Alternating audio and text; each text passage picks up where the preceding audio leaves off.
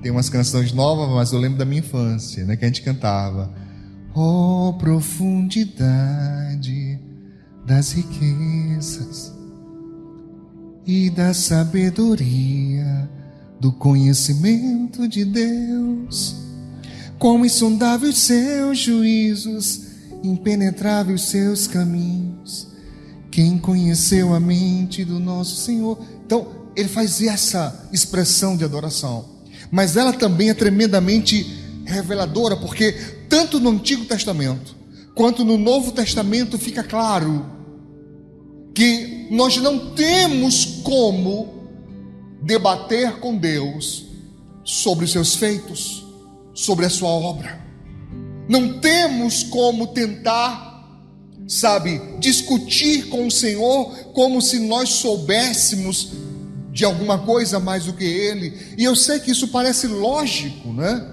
É uma coisa tão clara. Poxa, pastor, nem precisaria a gente falar sobre isso, porque não tem como estar debatendo com Deus. Mas eu quero dizer para você que muitas vezes, sem se aperceber, muitas pessoas fazem isso e fazem com constância.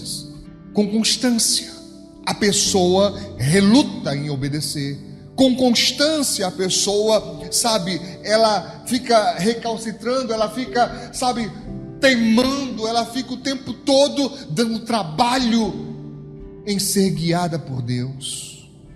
E às vezes nem percebe. Eu quero nessa noite falar com você rapidamente sobre algumas personagens bíblicas que fizeram isso e tiveram prejuízos.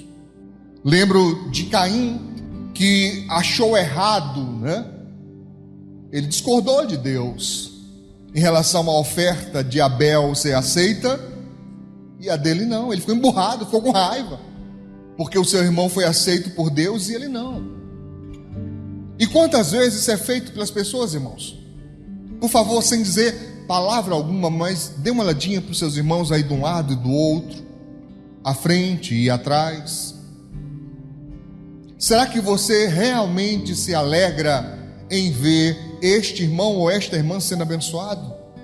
Quantas pessoas, irmãos, são amarguradas de espírito e não se alegram com a vitória do outro? Não se alegram em ver o outro feliz e abençoado, porque o outro está tendo algo que eu não tenho? Não suportam isso?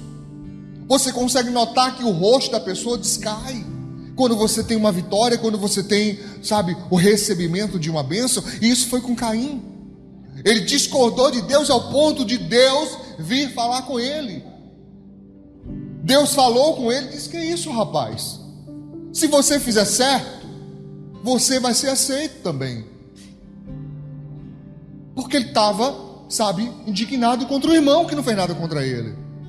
Miriam, a irmã de Moisés, a Bíblia Sagrada diz que ela achou errado Moisés se casar com a mulher egípcia. E não foi só uma discordância interna, ela passou a criar, uma facção, um grupo dentro daqueles que estavam lá. Ela chegou a dizer: será que Deus fala só através de Moisés? Não fala através de nós também? Rivalizando com o seu irmão. Ela era chamada Miriam, a profetisa, ou seja, de fato Deus falava através dela, falava através de Arão e de outros. Mas ela se levanta contra seu irmão e, diga-se de passagem, Moisés estava errado. Ele mesmo havia, sido usado por Deus para transmitir a lei do Senhor. E a lei dizia que eles não deveriam se casar com nações estrangeiras, deviam se casar na mesma nação para ser uma nação separada, ser uma nação santa. E o próprio Moisés, que deu a lei, é o primeiro que descumpre. E primeiro aqui é força de expressão, não é que ele foi o primeiro a descumprir, mas sendo autoridade, o seu erro se destaca. Mas Miriam, o que faz? Se torna rebelde, começa a falar contra. Sabe o que aconteceu, irmãos? Deus se irou contra aquilo e fez ela ficar leprosa. E os leprosos tinham que ficar à parte, ela teve que ficar longe do povo.